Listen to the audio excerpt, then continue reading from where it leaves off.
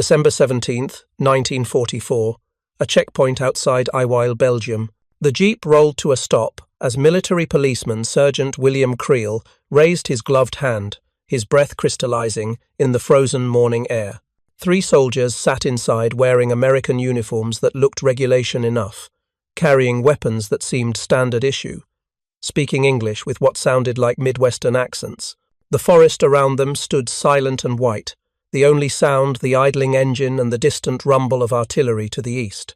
But Creel had received orders that morning that seemed to contradict everything he understood about warfare. German soldiers might be operating behind American lines, not as prisoners, not as raiders in their own uniforms, but as infiltrators dressed as American troops, speaking American English, carrying American identification. He stepped closer to the jeep, his Muno carbine held loosely but ready. He asked for the password. The driver hesitated, for just a fraction of a second. Creel asked again, his voice harder now. The man's English faltered, the pronunciation shifting almost imperceptibly. Then Creel noticed the Sten guns lying across the passengers' laps. British weapons. No American patrol would carry them. Within minutes, all 3 men were in custody, their hands behind their backs, their faces pale with the realization of what capture meant. Under their olive-drab uniforms, they wore German field grey. Unteroffizier Manfred Pernass, Oberfähnrich Gunther Billing, and Gefreiter Wilhelm Schmidt had just become the most infamous prisoners of the Battle of the Bulge. What none of them knew was that their capture would trigger the most widespread paranoia in American military history. If you're enjoying this deep dive into the story, hit the subscribe button and let us know in the comments from where in the world you are watching from today.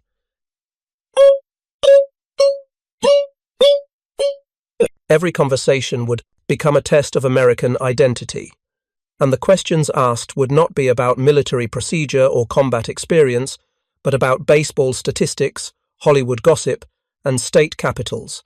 The mathematics of cultural identity were being written not in military doctrine, but in the shared experiences of growing up American. Knowledge that could not be taught in classrooms or acquired through study, knowledge that revealed itself in the answer to a simple question: who won the World Series in 1941?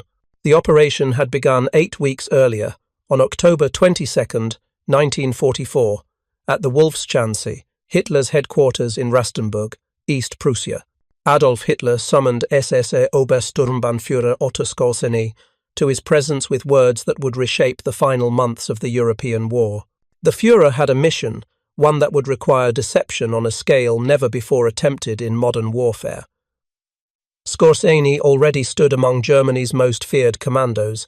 In September 1943, he had led the glider assault that rescued Benito Mussolini from his mountain prison at Gran Sasso, spiriting Il Duce away in a Fiesole Storch light aircraft that barely cleared the rocky plateau.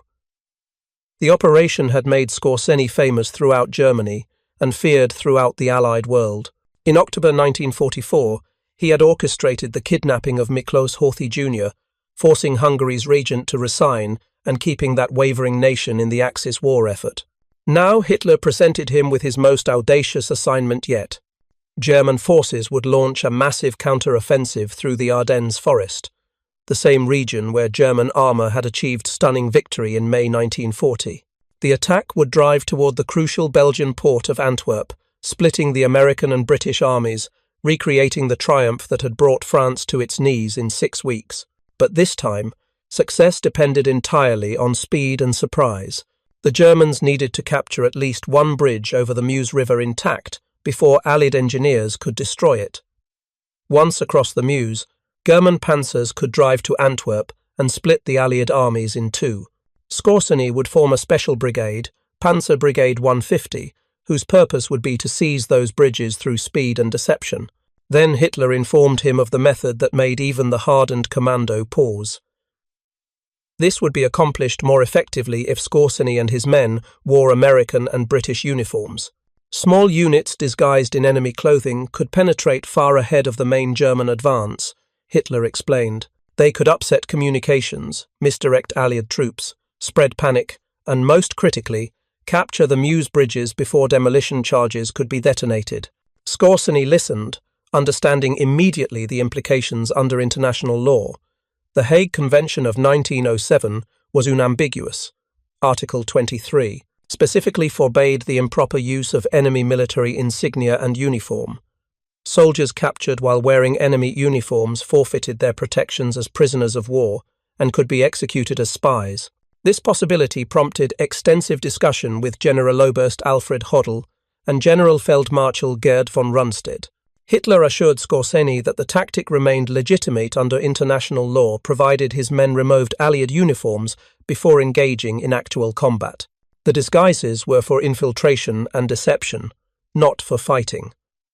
Within 3 days, Skorzeny submitted his operational requirements to Jodel's staff.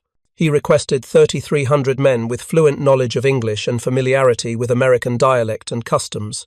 On October 25th, the Oberkommando der Wehrmacht issued an order to every headquarters on the Western Front, requesting English-speaking volunteers for unspecified special operations.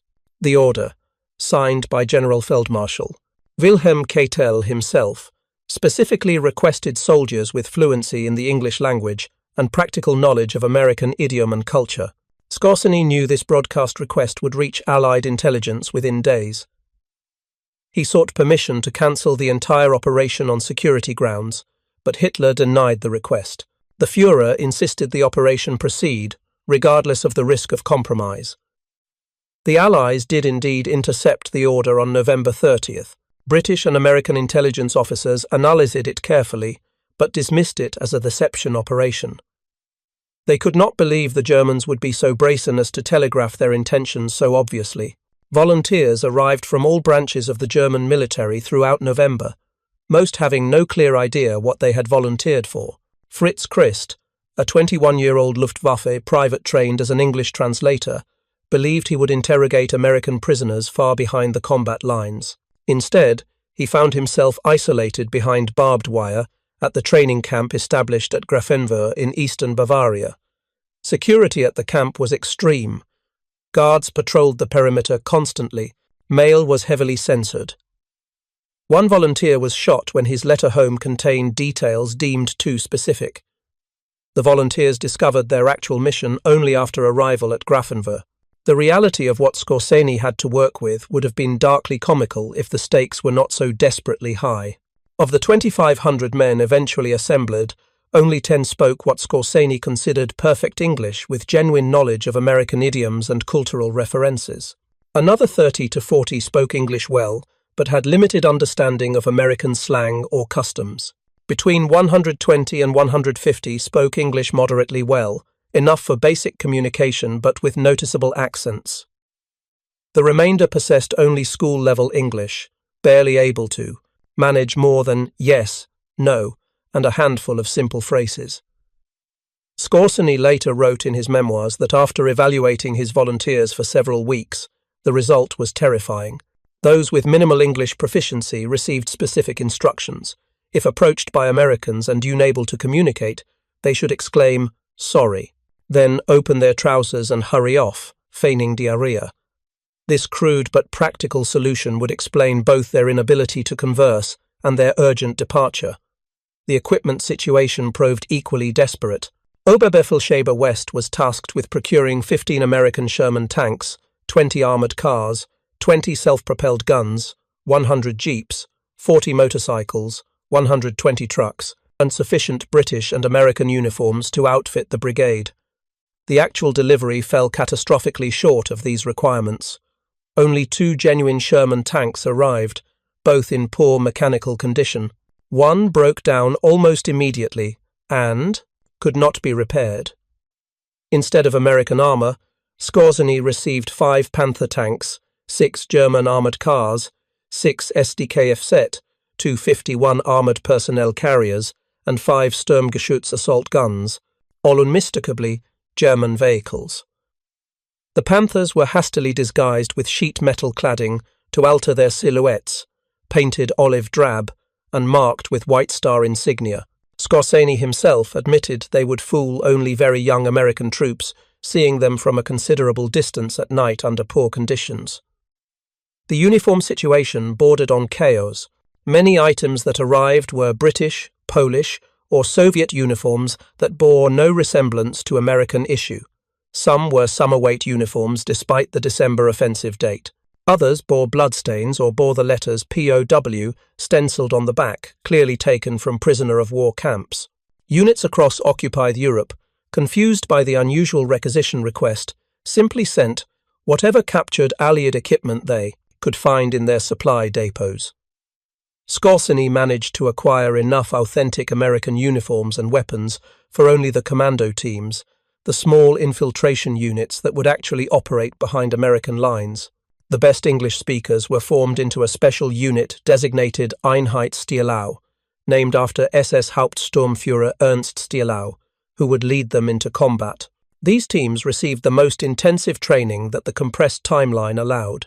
They studied the organization structure of the American Army, learning the badges of rank, military customs, and drill procedures that would help them pass as genuine American soldiers. Some volunteers were sent to prisoner of war camps at Kustrin and Limburg to practice their English with captured American soldiers, learning current slang, recent news from the United States, and the casual conversational patterns of American troops. They watched American films captured from liberated territories or obtained through neutral countries, studying accents and learning contemporary expressions. They memorized American brand names: Lucky Strike cigarettes, Camel cigarettes, Coca-Cola, Wrigley's chewing gum. They studied American sports teams, particularly baseball teams, and their recent performance. They learned the names of popular songs and Hollywood stars: Betty Grable, Frank Sinatra, Bing Crosby. They practiced walking like Americans, who reportedly moved with a more casual gait than German soldiers. They learned to smoke like Americans, holding cigarettes differently than Europeans. They even practiced chewing gum like Americans, a habit almost unknown in wartime Germany. The commandos were divided into teams with specific missions. Demolition squads of 5 to 6 men would destroy bridges, ammunition dumps, and fuel storage facilities behind American lines. Reconnaissance patrols of 3 to 4 men would scout both sides of the Meuse River, identify bridge locations and defensive positions, and gather intelligence for the main German advance. These patrols had additional tasks: passing false orders to American units they encountered, reversing road signs to misdirect American movements, removing minefield warnings, and cordoning off open roads with false warnings of non-existent mines. Lead commando units would work directly with attacking German forces once the offensive began, cutting telephone lines, destroying radio stations, and issuing false orders over American communications networks to create maximum confusion. Every volunteer understood the risks with absolute clarity. If captured while wearing American uniforms, execution was virtually certain. International law provided no protection for combatants captured in enemy uniform. But there existed another danger equally lethal. In the chaos of rapidly moving combat, they might be shot by their own German troops who would see only American uniforms and open fire. For identification purposes, to prevent such friendly fire incidents, specific signals were established. Vehicles would display a small yellow triangle at a designated location. Tanks would maintain their main guns at specific angles to indicate German crew. Individual soldiers would wear pink or blue triangular scarves beneath their American uniforms, visibly if they opened their collars. On December 14th, Panzer Brigade 150 assembled near Bad Münstereifel. The brigade consisted of the disguised commando teams, the poorly disguised Panther tanks, and conventional German forces that would operate openly in German uniform once the offensive began. On the afternoon of December 16th, they moved out toward their assembly areas, advancing behind the 3 attacking panzer divisions that would lead the offensive. The operational plan called for Skorzeny's disguised forces to remain hidden during the initial assault. Once Joachim Paper's 1st SS Panzer Division achieved the expected rapid breakthrough, Skorzeny's teams would move around the spearhead divisions and race ahead to capture the Meuse bridges before American engineers could destroy them. Everything depended on Paper's armor achieving its timetable. If the breakthrough came quickly as in 1940, the infiltrators could slip through in the confusion and reach their objectives. If the advance bogged down, the entire operation would collapse. December 16th, 1944 began in total darkness hours before dawn. Through the dark forests of the Ardennes, more than 200,000 German troops launched Hitler's last great offensive in the West. The initial assault achieved complete tactical surprise. American forces, thinly distributed across an 80-mile front, considered a quiet sector suitable for inexperienced or battle-weary divisions, faced overwhelming assault by 30 German divisions, supported by nearly 1,000 tanks and assault guns. The German artillery barrage shattered the frozen morning at 5:30 am. More than 1,800 guns opened fire simultaneously along the entire front. Searchlights positioned behind German lines bounced their beams off low clouds, creating artificial moonlight to illuminate the battlefield for advancing infantry. Within minutes, German infantry surged forward through snow-covered forests. Panzers rumbled along narrow forest roads. For the first hours, everything proceeded according to Hitler's plan. The Einheitsstielau teams infiltrated American lines in the confusion of the withdrawal. Dressed in American uniforms, driving captured jeeps marked with American insignia, carrying American weapons and American identification documents, they slipped through the chaos created by the massive German assault. One team drove directly into Malmedy, a town still held by American forces, scouted all defensive positions, identified troop strengths and unit designations, then on their way out successfully redirected an American convoy of armor and supplies onto the wrong road, sending them away from the defensive positions they were meant to reinforce. Two other teams successfully misdirected Allied convoys during the confused first day, adding to the general chaos that gripped American rear areas. They cut telephone wires connecting American command posts. They removed road signs at critical intersections. They spread false rumors among American troops they encountered, claiming German breakthroughs had penetrated much deeper than actual positions, creating panic and hasty withdrawals. But on December 17th, material reality destroyed the operation's fundamental premises. The 1st SS Panzer Division failed catastrophically to reach its Day 1 objectives on schedule. Fierce American resistance at Elsenborn Ridge, where the 2nd and 99th Infantry Divisions fought with desperate determination, denied the Germans the northern road network they needed for rapid advance. At St. Vith, American defenders of the 7th Armored Division and 106th Infantry Division fought ferociously against overwhelming numbers, creating a roadblock that delayed the German timetable by nearly a full week. The rapid breakthrough that Operation Greif required never materialized. Paper's spearhead, which should have reached the Meuse River by December 18th, according to the operational plan, instead found itself bogged down in brutal close-quarters combat, its fuel supplies running dangerously low, its supply lines threatened by American counterattacks. Skorzeny realized on December 17th that his mission's original objectives were doomed. He attended a staff conference at 6th Panzer Army headquarters and formally requested that his brigade be employed as a conventional combat unit rather than continue the infiltration mission. The request was approved. Panzer Brigade 150 was ordered to assemble south of Malmedy and report to 1st SS Panzer Division for conventional operations. But the commander teams were already dispersed behind American lines, operating independently, unable to be recalled, committed to missions that had lost all strategic purpose. Some teams successfully completed minor objectives. They cut communications lines. They misdirected several small American units. They spread confusion in rear areas. But others were captured when they failed password challenges administered by increasingly suspicious American sentries, when nervous American soldiers noticed British Sten guns or German boots beneath American uniforms, when their English pronunciation failed under stress and interrogation, when they could not answer simple questions about American culture that any genuine American would know instinctively. The capture near WWII on December 17th of Pernass, Billing, and Schmidt created panic that would define Operation Greif's real impact, an impact far exceeding any tactical results the infiltrators achieved.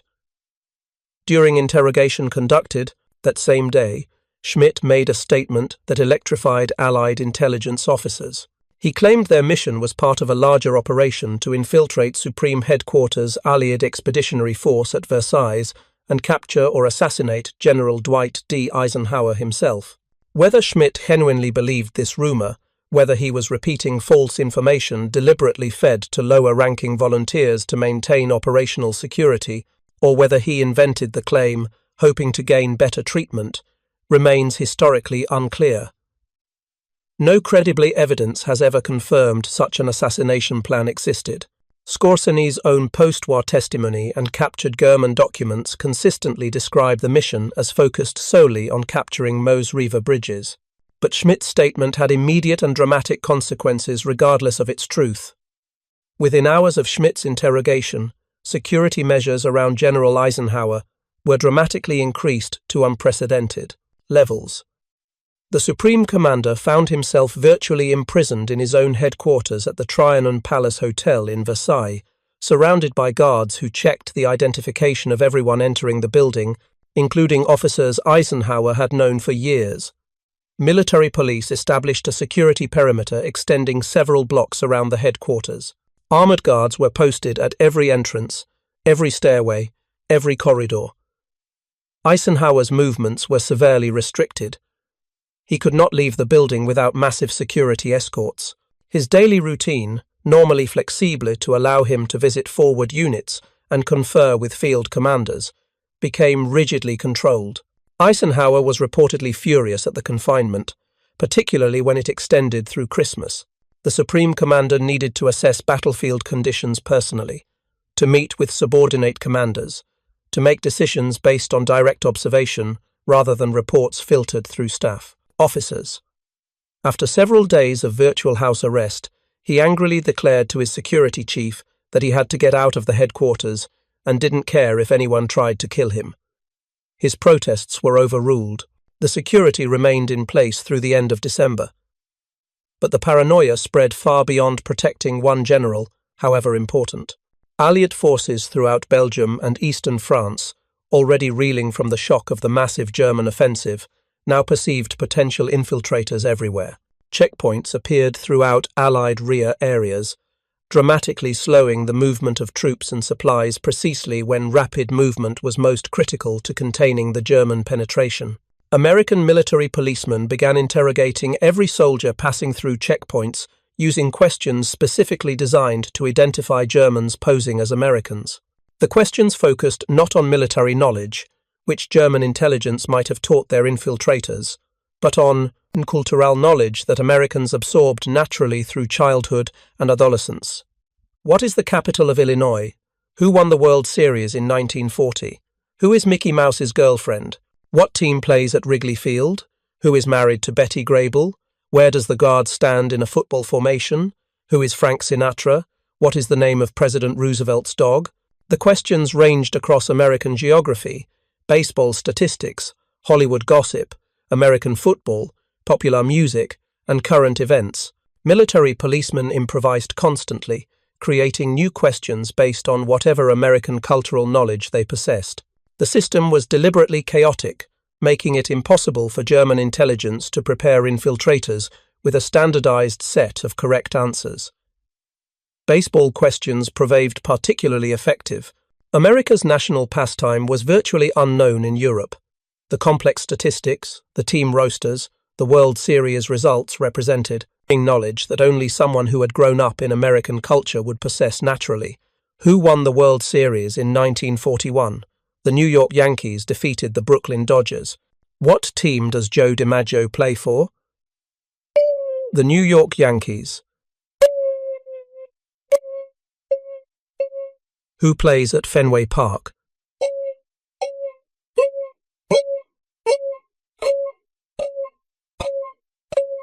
The Boston Red Sox.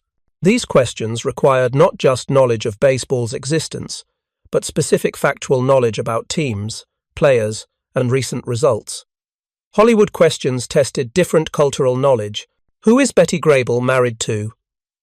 Harry James, the band leader. Who stars in Casablanca? Humphrey Bogart. What studio produces Mickey Mouse cartoons? Walt Disney Studios. This knowledge pervaded American popular culture through movies, radio programs, magazines, and newspapers.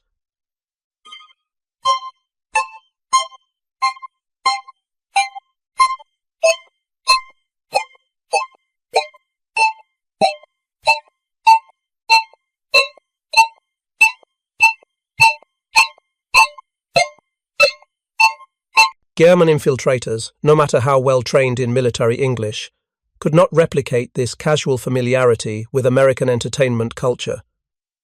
Geography questions focused on state, capitals, and major cities, knowledge taught in American schools but often forgotten by Europeans who studied American geography. What is the capital of Illinois? Springfield, not Chicago as many assumed. What is the capital of New York? Albany, not New York City. What river flows through Pittsburgh? The three rivers, the Allegheny, Monongahela, and Ohio. These questions identified not just Germans, but anyone whose education had occurred outside the American school system. The system created numerous problems despite its effectiveness at identifying actual infiltrators. Many genuine American soldiers could not answer the questions correctly. Regional differences meant soldiers from one part of America had limited knowledge of details from distant regions. A soldier from California might not follow baseball closely. A soldier from rural Montana might never have seen a Hollywood movie. Educational differences meant some Americans never learned state capitals or paid attention to celebrity marriages. If you find this story engaging, please take a moment to subscribe and enable notifications. It helps us continue producing in-depth content like this. The checkpoints created chaos throughout the American rear areas. General Omar Bradley, commander of 12th Army Group, was detained at a checkpoint when he correctly identified Springfield as the capital of Illinois, but the military policeman administering the test believed the capital was Chicago and held Bradley until his identity could be verified through other means. Bradley later recounted the incident with bemused frustration, noting that he had been held at gunpoint by his own forces while German infiltrators roamed freely. Brigadier General Bruce Clark was detained after incorrectly stating that the Chicago Cubs played in the American League rather than the National League. Clark, a distinguished armor officer who would later play a crucial role in the defense of Sankt Vith, spent several tense minutes convincing suspicious military police that his ignorance of baseball's organizational structure did not make him a German spy. A captain in the 3rd Armored Division spent nearly a week in detention after being caught wearing German boots he had taken as souvenirs from a captured officer. Despite carrying proper identification and speaking perfect American English, the German boots triggered suspicion that he might be an infiltrator. His release came only after multiple officers personally vouched for his identity and service record. British soldiers faced particular difficulties navigating this American cultural minefield when British reconnaissance officer David Neven, serving with the British Second Army, encountered a checkpoint guard demanding to know who won the 1940 World Series. He could only reply with characteristic British understatement that he hadn't the faintest idea.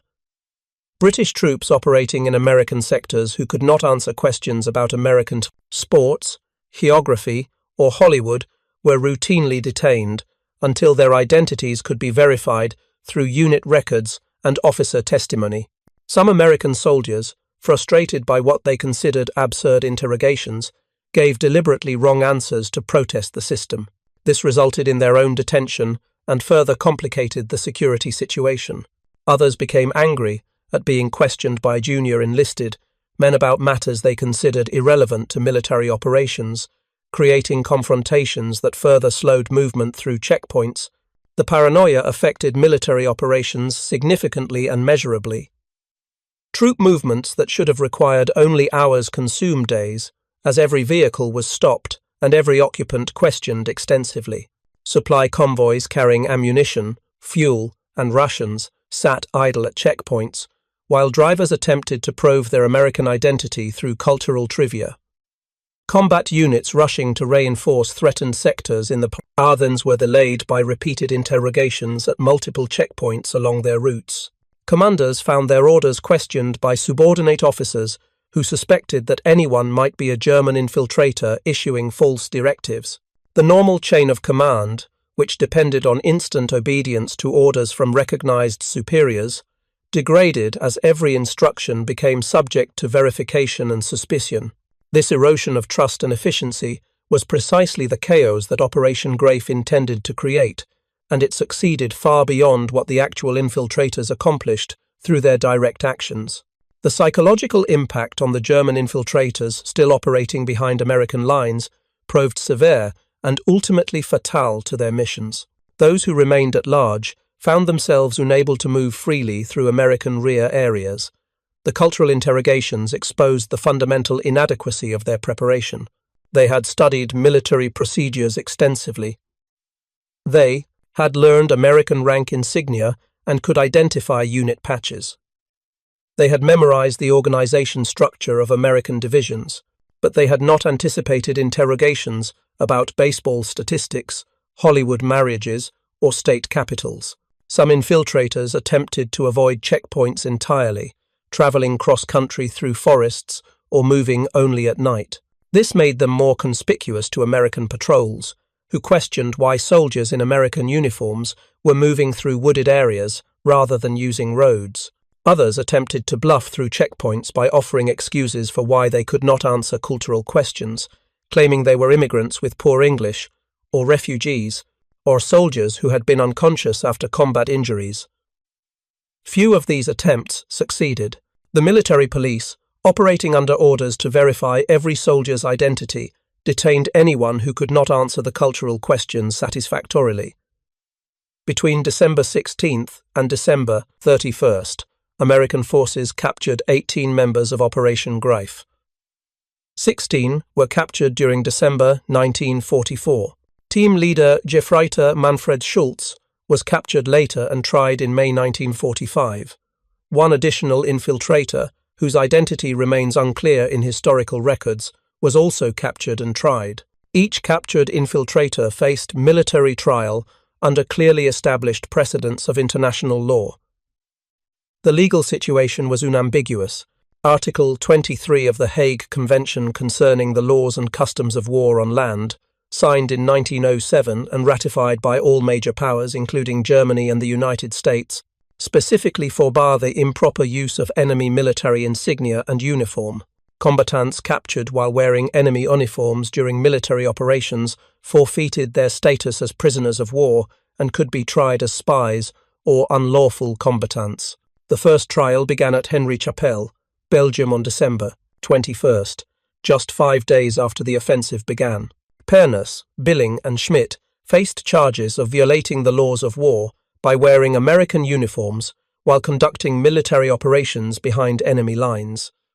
The prosecution presented overwhelming evidence. The 3 men had been captured on December 17th wearing complete American uniforms over their German field grey uniforms. They carried American weapons, American identification documents, and American currency. They were driving a captured American Jeep with American military markings.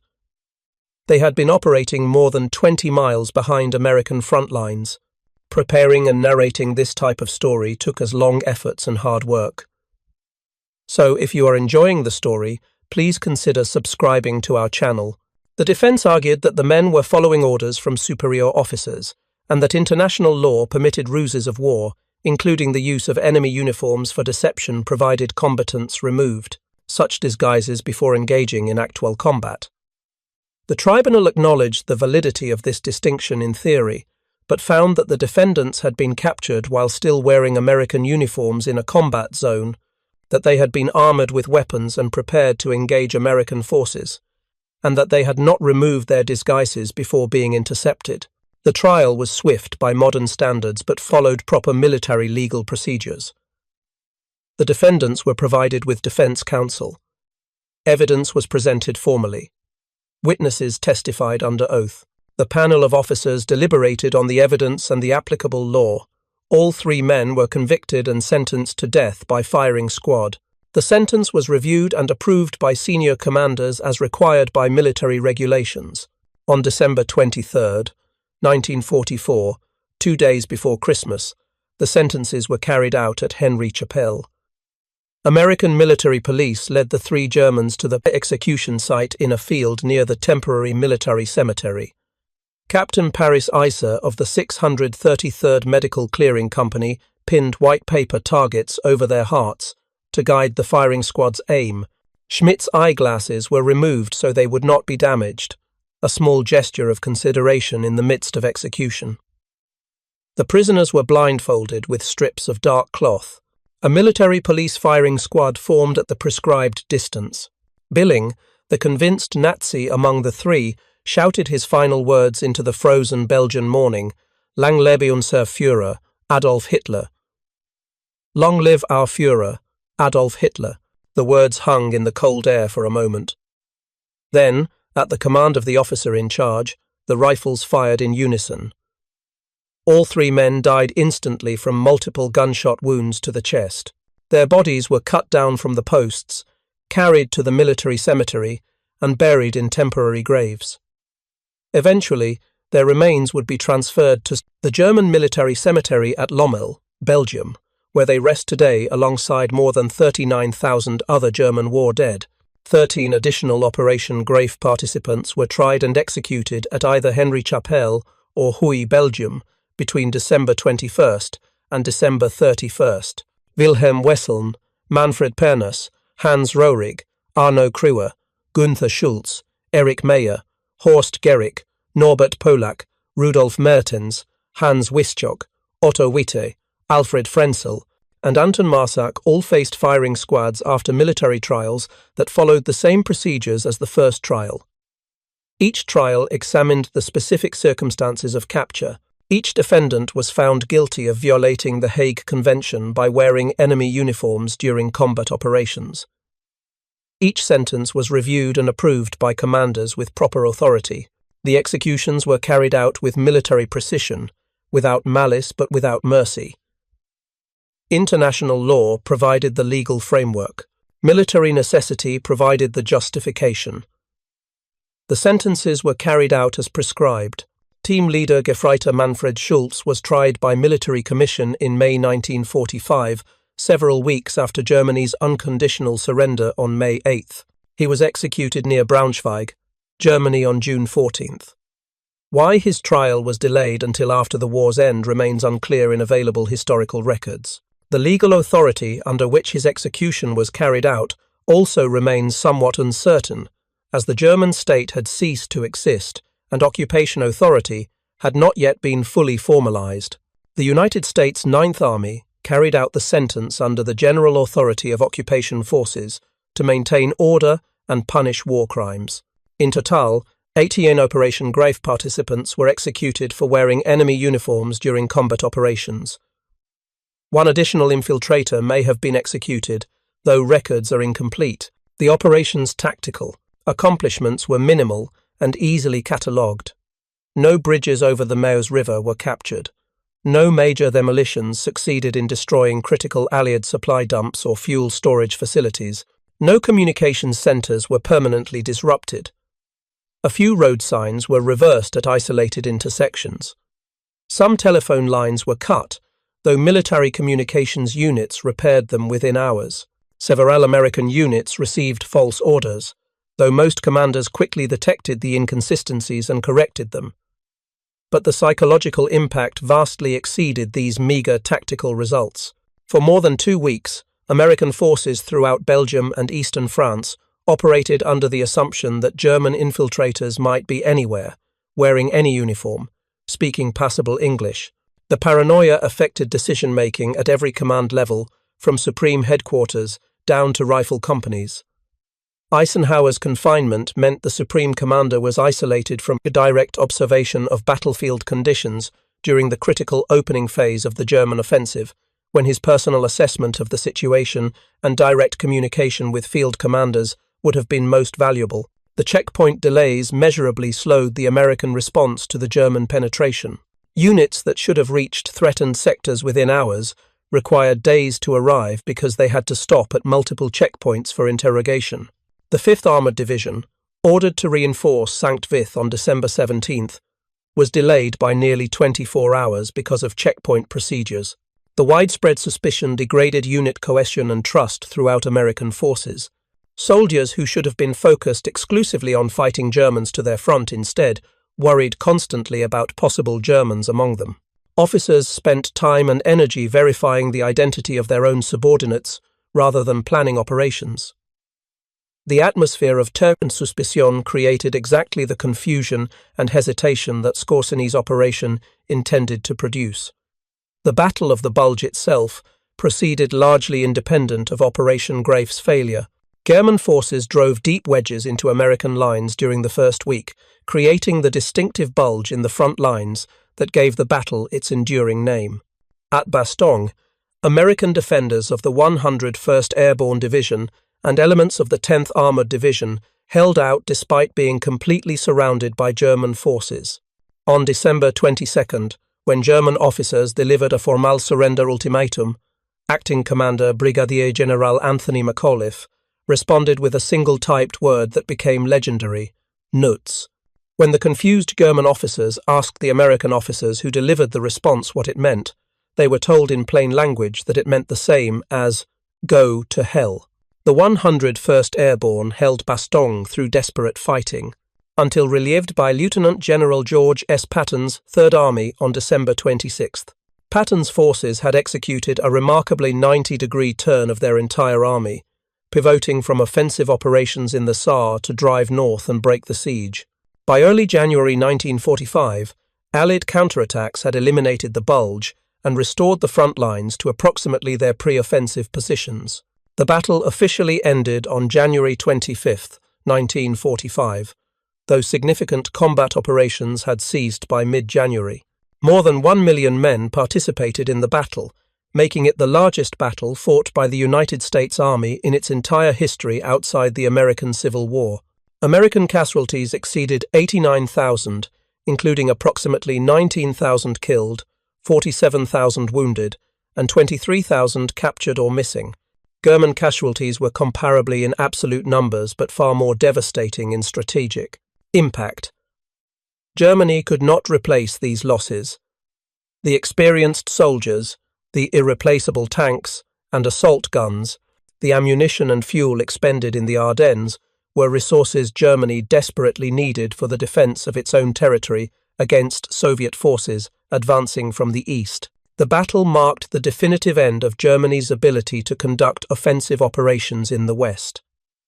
Hitler had gambled everything on the Ardennes offensive and lost catastrophically. The failure consumed Germany's strategic reserve and left the Western Front vulnerable to the Allied offensives that would cross the Rhine River within 10 weeks. For Otto Skorzeny, Operation Greif was effectively over by December 17th, when Panzer Brigade 150 received orders to convert to conventional operations. On December 21st, the brigade attempted to capture Malmedy in a conventional assault, but was repulsed after several costly attempts. Skorzeny was wounded by artillery shrapnel near Ligneuville on December 28th but recovered and continued serving until Germany's surrender. In May 1945, Skorzeny surrendered to units of the 35th Infantry Division. He spent 2 years in custody awaiting trial. At the Dachau trials, in 1947, Skorzeny and 9 officers of Panzer Brigade 150 faced charges of improperly using American uniforms by entering combat disguised as American forces and treacherously firing upon American troops. They were also charged with wrongfully obtaining American uniforms and Red Cross parcels from prisoner of war camps for use in the operation. Skorzeny's defense rested on a crucial legal distinction. His men had received explicit orders to remove American uniforms before engaging in actual combat. The disguises were authorized only for infiltration and deception, not for fighting. A surprise defense witness proved decisive in the verdict.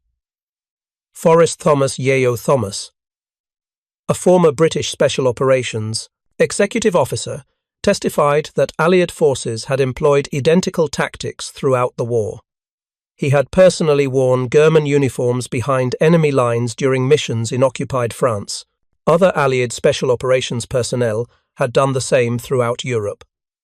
The military tribunal drew a clear distinction between using enemy uniforms during actual combat and using them for deception and infiltration. The prosecution could not prove that Skorzeny had ordered his men to fight while wearing American uniforms. The evidence showed that infiltrators were captured in American uniforms, but Skorzeny's written orders, which were entered as evidence, explicitly prohibited combat while disguised. The tribunal acquitted all defendants on September 9, 1947. The verdict was controversial then, and remains so in historical analysis. 18 of Skorzeny's men had been executed between December and June for actions that appeared identical to those for which Skorzeny was acquitted. The apparent contradiction troubled many observers. The key differences appeared to be timing and available evidence. The men executed in December 1944 and June 1945 had been captured in American uniforms behind American lines. At their trials, no evidence was presented showing orders to remove uniforms before combat. Skorzeny, tried in 1947 with access to complete German operational records, could demonstrate that his orders prohibited combat while disguised. Thank you for watching. For more detailed historical breakdowns, check out the other videos on your screen now, and don't forget to subscribe.